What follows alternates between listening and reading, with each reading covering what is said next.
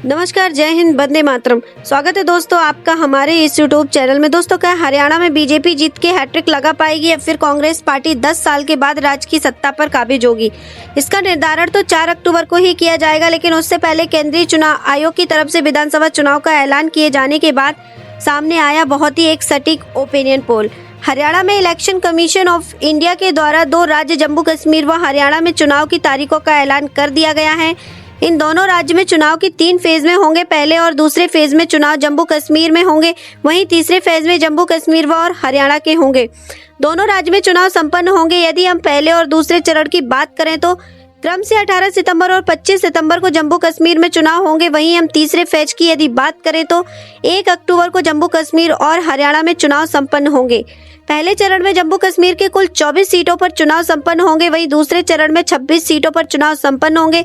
यदि हम तीसरे चरण की बात करें तो तीसरे चरण में जम्मू कश्मीर की 40 विधानसभा सीटों पर चुनाव संपन्न होगा।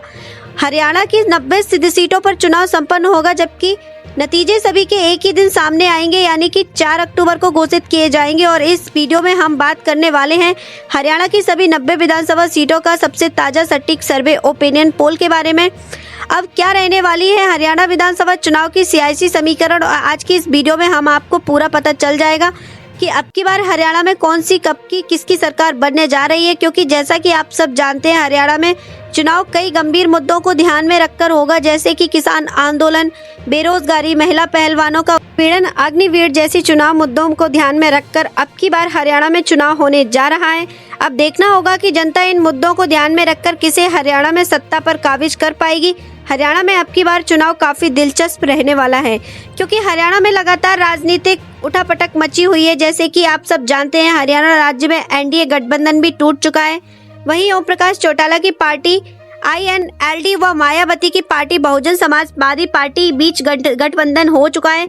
अब देखना होगा कि अब की बार कौन हरियाणा में अपनी जीत का परचम लहराने वाला है। तो चलिए शुरुआत करते हैं और हम जानते हैं कि किस जिले में किस पार्टी को कितनी सीटें मिलती हुई नजर आ रही हैं। लेकिन उससे पहले हम आपको जानकारी के लिए बता दूं कि हरियाणा राज्य में कुल 90 विधानसभा सीटें हैं और किसी भी पार्टी का किसी भी गठबंधन को हरियाणा राज्य में पूर्ण बहुमत की सरकार बनाने के लिए 40 सीटें जीतने की आवश्यकता होती है। जिस पार्टी के पास 40 सीटें व उससे अधिक सीटें, वही पार्टी हरियाणा राज्य में सत्ता पर काबिज हो पाएगी।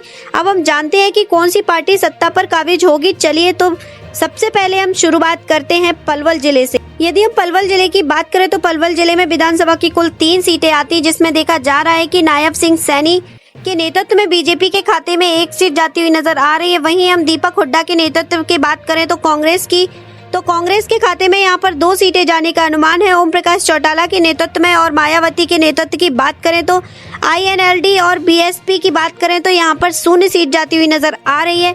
अन्य दल का भी यहाँ पर खाता खुलने की कोई संभावना नहीं है। अब हम बात करते हैं इसी के साथ अगले जिले की, तो अगला जिला है फतेहाबाद।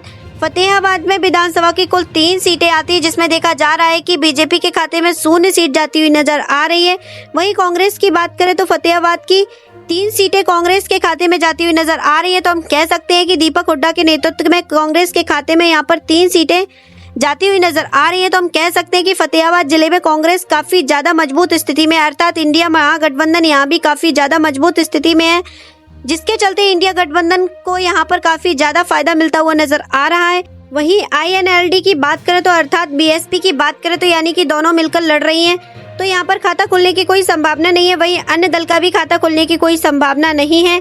अब हम बात करते हैं अगले जिले की, तो अगला जिला है जिन जिले के विधानसभा की कुल 5 सीटें आती, जिसमें आप देख सकते हैं कि नायब सिंह सैनी के खाते में यानी कि बीजेपी के खाते में 2 सीटें जाती दिख रही हैं।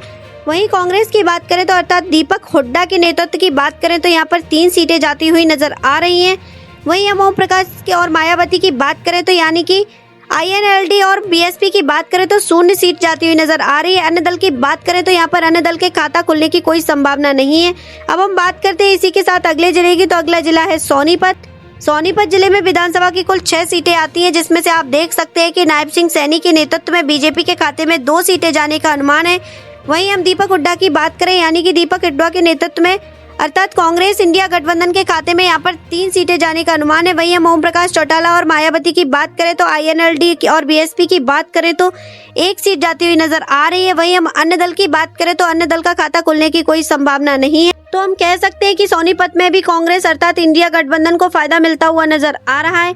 इसी के साथ दोस्तों हम बात करते हैं अगले जिले की, तो अगला जिला है पानीपत।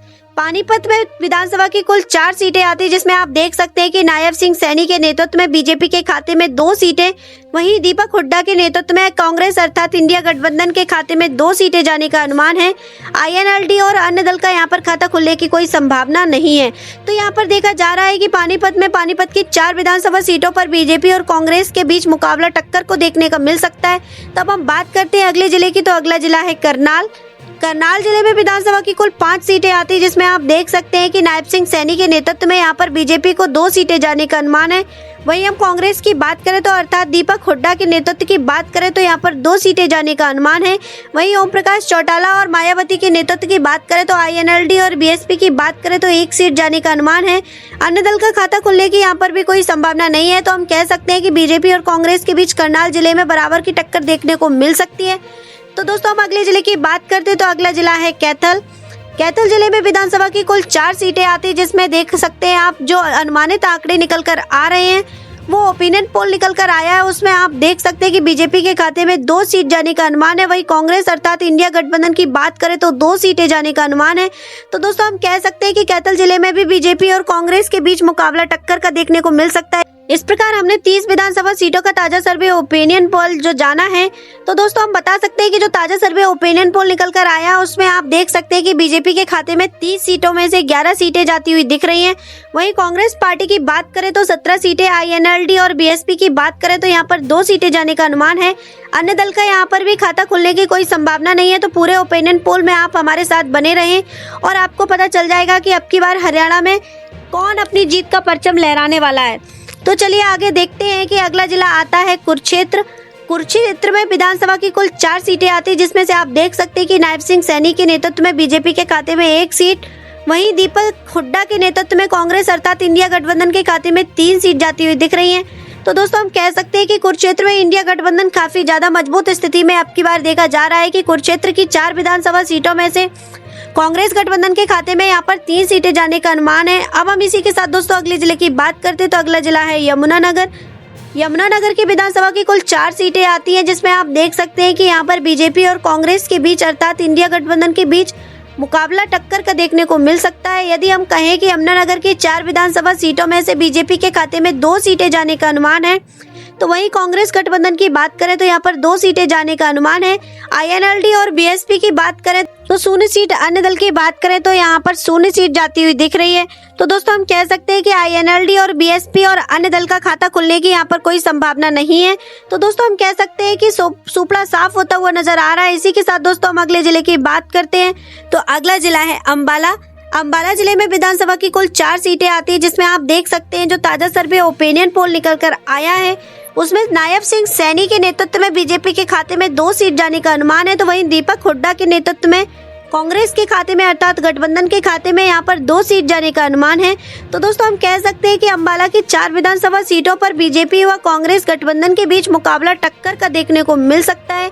आईएनएलडी और अन्य दल का यहाँ पर खाता खुलने की कोई संभावना नहीं है। इसी के साथ दोस्तों हम अगले जिले की बात करते हैं, तो अगला जिला है पंचकुला। पंचकुला जिले में विधानसभा की कुल 2 सीटें आती है, जिसमें आप देख सकते हैं कि बीजेपी का सुपड़ा साफ होता हुआ नजर आ रहा है, क्योंकि बीजेपी को यहाँ पर 0 सीट मिलती हुई नजर आ रही है। वहीं कांग्रेस की बात करें तो पंचकुला की सभी 2 सीटें इंडिया गठबंधन के खाते में जाती हुई नजर आ रही हैं।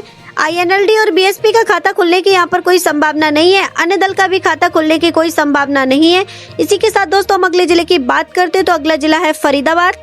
फरीदाबाद जिले में विधानसभा की कुल 6 सीटें आती, जिसमें आप देख सकते हैं जो ताजा सर्वे ओपिनियन पोल निकल कर आया है उसमें देखा जा रहा है कि नायब सिंह सैनी के नेतृत्व में बीजेपी के खाते में 2 सीट जाने का अनुमान है। वहीं दीपक हुड्डा के नेतृत्व की बात करें तो कांग्रेस अर्थात इंडिया गठबंधन के खाते में 3 सीटें जाने का अनुमान है। तो वहीं हम ओम प्रकाश चौटाला और मायावती के नेतृत्व की बात करें तो आईएनएलडी और बीएसपी के खाते में 1 सीट जाने का अनुमान है। अन्य दल का यहाँ पर भी खाता खुलने की कोई संभावना नहीं है। तो दोस्तों हम कह सकते हैं कि फरीदाबाद में भी इंडिया गठबंधन काफी ज्यादा मजबूत स्थिति में दिख रहा है। अब की बार कांग्रेस के खाते में यहाँ पर 3 सीटें जाने का अनुमान है। अब हम बात करते हैं अगले जिले की, तो अगला जिला है गुड़गांव। गुड़गांव जिले में विधानसभा की कुल 4 सीटें आती है, जिसमें आप देख सकते हैं जो ताजा सटीक सर्वे ओपिनियन पोल निकलकर सामने आया है उसमें देखा जा रहा है कि नायब सिंह सैनी के नेतृत्व में बीजेपी के खाते में 3 सीटें जाने का अनुमान है। वहीं दीपक हुड्डा के नेतृत्व की बात करें तो कांग्रेस गठबंधन के खाते में 1 सीट जाने का अनुमान है। तो दोस्तों हम कह सकते हैं कि कांग्रेस को यहाँ पर तगड़ा झटका लगता हुआ नजर आ रहा है, क्योंकि थोड़े से नुकसान का सामना गुड़गांव में करना पड़ सकता है। वहीं INLD व अन्य दल की बात करें तो यहाँ पर 0 सीट जाती हुई नजर आ रही है। अब हम बात करते हैं अगले जिले की, तो अगला जिला है नूह जिले की बात करते हैं तो विधानसभा की कुल 3 सीटें आती हैं। जो ताजा सर्वे सटीक ओपिनियन पोल निकल कर आया है उसमें आप देख सकते हैं कि नायब सिंह सैनी के नेतृत्व में बीजेपी के खाते में 1 सीट, वहीं दीपक हुड्डा के नेतृत्व की बात करें तो कांग्रेस के खाते में 2 सीट जाने का अनुमान है। वहीं ओम प्रकाश चौटाला व मायावती के नेतृत्व की बात करें तो INLD और BSP के खाते में 60 सीट जाने का अनुमान है।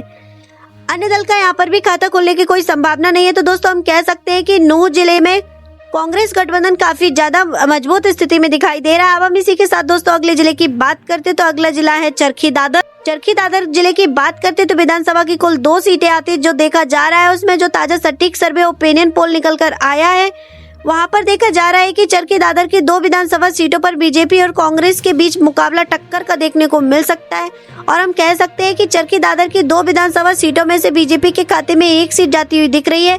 वहीं कांग्रेस गठबंधन की बात करें तो 1 सीट जाने का अनुमान है।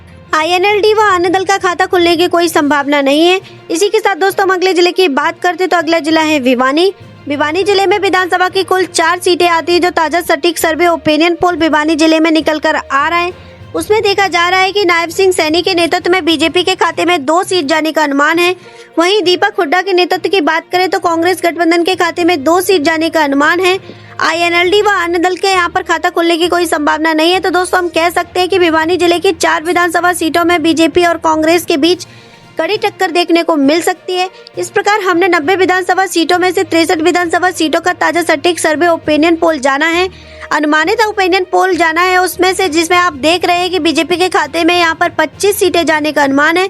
वहीं कांग्रेस गठबंधन की बात करें तो 35 सीटें, वहीं INLD और BSP की बात करें तो यहाँ पर 3 सीट जाने का अनुमान है।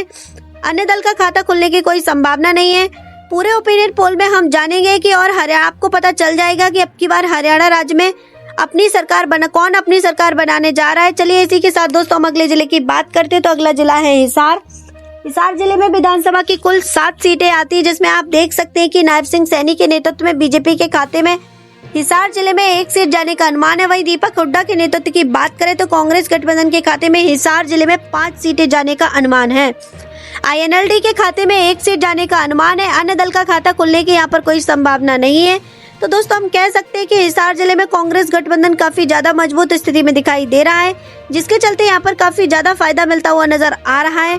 इसी के साथ दोस्तों हम अगले जिले की बात करते हैं तो अगला जिला है रेवाड़ी जिले में विधानसभा की कुल 3 सीटें आती है, जिसमें आप देख सकते हैं कि जो ताजा सटीक सर्वे ओपिनियन पोल निकल कर आ रहा है उसमें आप देख सकते हैं कि बीजेपी के खाते में 2 सीट जाने का अनुमान है। वहीं कांग्रेस गठबंधन की बात करें तो 1 सीट जाने का अनुमान है। INLD और अन्य दल का खाता खुलने की कोई संभावना नहीं है।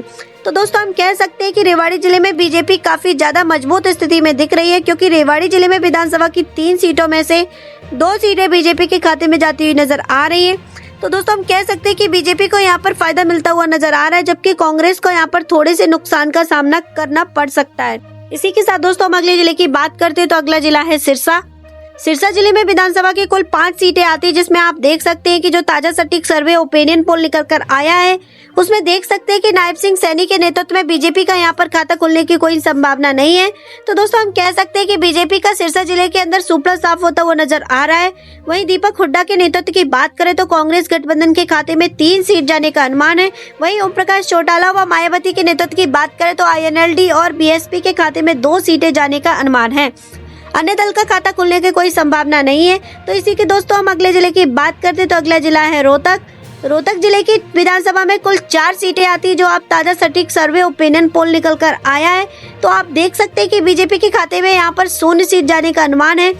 तो दोस्तों हम कह सकते हैं कि रोहतक जिले में भी बीजेपी का सुपड़ा साफ होता हुआ नजर आ रहा है। वहीं कांग्रेस गठबंधन की बात करें तो यानी कि दीपक हुड्डा के नेतृत्व की बात करें तो यहाँ पर 4 सीटें जाने का अनुमान है। INLD व अन्य दल का खाता खुलने की कोई संभावना नहीं है।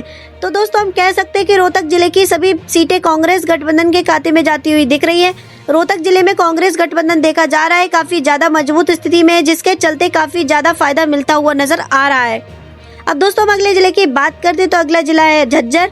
झज्जर जिले में विधानसभा की कुल 4 सीटें आती है, जिसमें ताजा सटीक सर्वे ओपिनियन पोल निकल कर आया है। उसमें आप देख सकते हैं कि नायब संघ सैनी के नेतृत्व में यहाँ पर बीजेपी का खाता खुलने की कोई संभावना नहीं है। झज्जर जिले की सभी 4 सीटों कांग्रेस गठबंधन के खाते में अर्थात दीपक हुड्डा के नेतृत्व में जाती हुई नजर आ रही है, क्योंकि झज्जर जिले में कांग्रेस गठबंधन काफी ज्यादा मजबूत स्थिति में दिख रही है और काफी ज्यादा फायदा मिलता हुआ नजर आ रहा है। वहीं ओम प्रकाश चौटाला मायावती के नेतृत्व की बात करें तो यहाँ पर खाता खुलने की कोई संभावना नहीं है। अन्य दल का भी यहाँ पर खाता खुलने की कोई संभावना नहीं है। इसी के साथ दोस्तों हम अगले जिले की बात करते हैं तो अगला जिला है महेंद्रगढ़। महेंद्रगढ़ जिले में विधानसभा की कुल 4 सीटें आती हैं, जिसमें आप देख सकते हैं कि बीजेपी के खाते में 2 सीट जाने का अनुमान है। तो वही कांग्रेस गठबंधन की बात करें तो 1 सीट व ओम प्रकाश चौटाला व BSP की बात करें तो 1 सीट जाने का अनुमान है। अर्थात INLD की बात करें तो 1 सीट जाने का अनुमान है। अन्य दल का खाता खुलने की यहाँ पर भी कोई संभावना नहीं है। तो दोस्तों हम कह सकते हैं कि महेंद्रगढ़ में बीजेपी को फायदा मिलता हुआ नजर आ रहा है। इस प्रकार दोस्तों हमने हरियाणा की 90 विधानसभा सीटों का सबसे ताजा सटीक सर्वे ओपिनियन पोल जाना है, जिसमें से देख सकते हैं आपकी नायब सिंह सैनी के नेतृत्व में अर्थात बीजेपी की बात करें तो 30 सीट जाने का अनुमान है।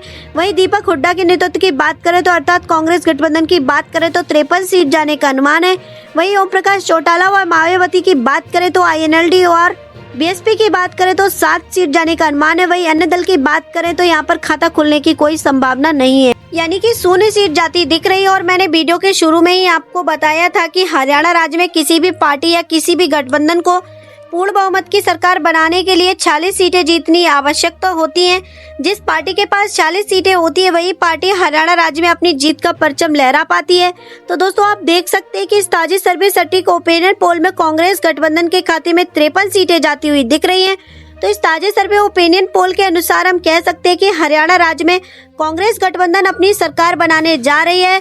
और साथियों आपको क्या लगता है कि इस बार अब की बार किसकी सरकार बनेगी और आप किसकी सरकार बनते देखना चाहते हैं और किसकी सरकार बनाना चाहते हैं? कमेंट्स करके जरूर बताएं, क्योंकि जनता की राय लोकतंत्र को मजबूत बनाने के लिए महत्वपूर्ण होती है, इसलिए अपनी राय अवश्य दें।